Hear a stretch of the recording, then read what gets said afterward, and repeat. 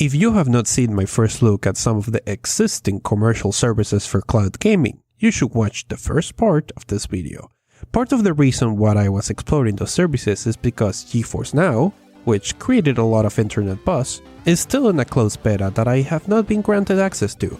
But as I was finalizing my part 1, several of you offered to loan me their accounts so I could try this. Thank you to everyone that reached me out about this. Let's add some context. In 2015, Nvidia started releasing their Shield boxes.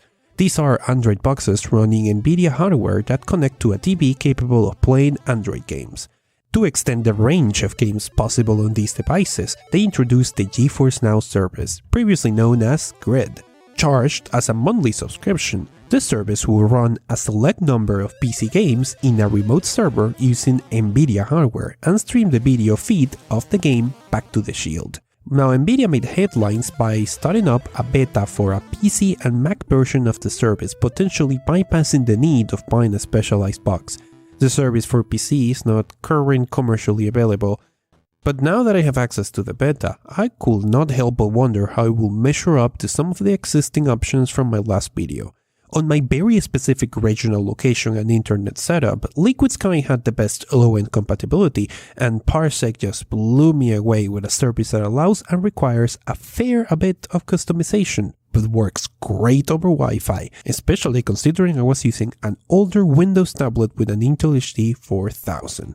GeForce Now is similar to Vortex in the sense that it is limited to a curated group of games, some of which are included with your subscription, mainly older classics, and newer games available if you bought them on Steam. This has the advantage that all the games are pre-downloaded, so you're not paying by the hour this time to watch some games download.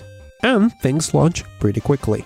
I initially started the test on the same Surface Pro 1 PC that gave such great results in the last video, and was surprised when GeForce Now worked as well as Parsec did. I noticed they have some sort of dynamic resolution thing going on, where the footage would change between 720 and sometimes 540 depending on the connection, but the result was a rather tolerable input lag.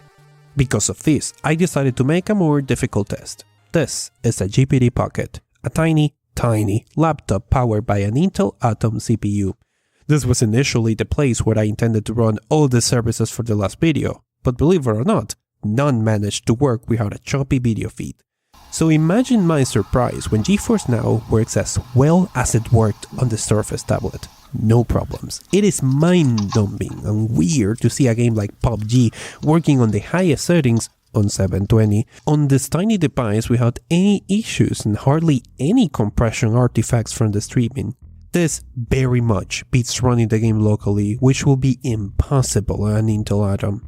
I am usually very cynical of marketing material for any revolutionary service that requires network stability, but during the hour or so that I tried this, it was pretty surprising.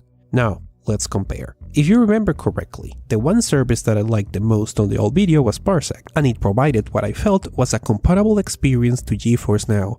Nvidia's offering, however, does not require game installs, has a very short startup time, and has amazing results on some really low-end devices. It is limited to whatever games the services pick, while Parsec has a lot of options for PCs to stream for, and you can install any game or program that you own. So on those points it becomes a little bit of a matter of preference. In my last video, I mentioned a set of conditions that must be met in order for something like this to make sense for a consumer. The same applies for GeForce Now, as it is limited by the same context. So, what about the price? Well, GeForce Now is an evolution of this concept. We don't really know anything about the price. The original announcement last year mentioned something about $25 for 20 hours of gaming on the lower tier, which is more than double the cost of the lowest Parsec option. There is no comment from Nvidia regarding a change in this price, but that is very close to expensive territory. If you're playing more than 20 hours per month, which I suspect is the case for a lot of you, the economics stop making that much sense. Especially considering that places where computer components are expensive enough for this to make sense are not exactly the places that are supported. Well, I guess we will know when and if this comes to the market. Now, if you're like me and you're fascinated with cloud gaming being just one weird step in the history of video games, or if you're the curious kind that actually wants to know with more detail the hidden world that keeps the internet infrastructure going. You might like books such as Replay, The History of Video Games, or Tubes, A Journey to the Center of the Internet, in which case, you're going to love this video sponsor, Audible, the best way to listen to audiobooks. Personally, Audible has allowed me to reclaim a lot of my time by listening to books while I do things like building the PCs that I need for future videos or ordering the growing disaster of hardware that this channel requires. Audible members get a credit every month, so you can get something new to listen to all the time, from its absolutely vast collection, which includes the titles that I mentioned before, and even if you end up disliking the audiobook that you pick, you can exchange it for another one. No questions asked. Books you buy remain yours, even if you cancel your subscription. And you get a 30-day trial with your first audiobook free, so you literally have nothing to lose. Give it a try. You can get a free trial by going to audible.com/LowSpecGamer or by texting LowSpecGamer to 500-500. That way they know you came from this channel. That is audible.com/LowSpecGamer or LowSpecGamer to 500-500. Audible has been supporting quality creators from YouTubers to podcasters for years, so many thanks to them for supporting content creation. And thank you if you're a Patreon for your direct support. We're all making the internet better, little by little.